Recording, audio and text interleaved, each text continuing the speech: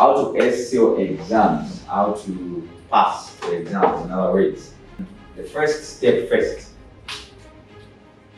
If you want to pass your exams, always make sure that you link the course to potential exam questions. That's the first thing. Link the questions to potential exam, link the courses to the potential exam questions. The reason is that from the onset, you need to be aware that you are going to have an exam. When you are not aware that you're going to have an exam, then your study and focus is going to be different and you'll be diverting somewhere else. So you must link everything that you learn in class. What potential exam question is this information trying to answer? What question is it trying to answer? Like that, your approach towards exams, your approach towards your studies begin to change. This is where the value of examination past papers also comes in, because you may be asking a question like, okay, so now how do I get to formulate the questions? How do I link the course to the questions when I don't know the questions? The exam past papers give you a glimpse. So what you do is get some exam past papers and see what type of questions come up in that particular course. Just have a rough idea. Whenever you are beginning a semester, whenever you are studying, familiarize yourself with the format of an exam paper and look for end patterns. Use them to get an idea of how your current studies may translate into typical questions. When you see a number of past papers, you are able to tell how some of the questions may come, and you can formulate or contextualize your study in that format. It's like you visit a place once, you know how they behave in that place. Next time you're going there, like, you may not have a challenge. So when you familiarize yourself with past papers, it becomes easier to link the information that you read to the possible questions that it may try to answer. And this does not only apply to your academics, it applies to your personal development studies. If you wanna go very deep in your personal development studies, you must be able to have questions that you're trying to answer. What are you looking for? Even in your personal studies, your personal development studies, there are people that study things and they don't get much from what they read.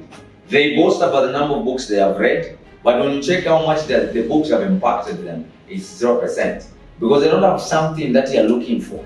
You can't just read a book and try to get anything by chance. It doesn't happen. There are people that get to read the Bible to understand with a question to say, how can I know God more? Or why is God this? Why does God act in this way? When they are reading the Bible in that context, the Bible begins to speak to them in that nature. That's the same with books. When you are reading a book with a question, or you are reading your notes with you're approaching the information with a possible question, you are going to be linking that information to that question. And it helps, it expands just your understanding, your level of thinking, and the typical kind of retention that you need to have. And imagine if you have this from the onset, how much more are you going to be prepared for the exam?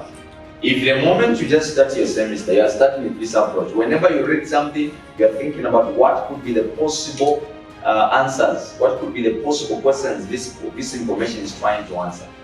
You can also formulate your own questions out of that.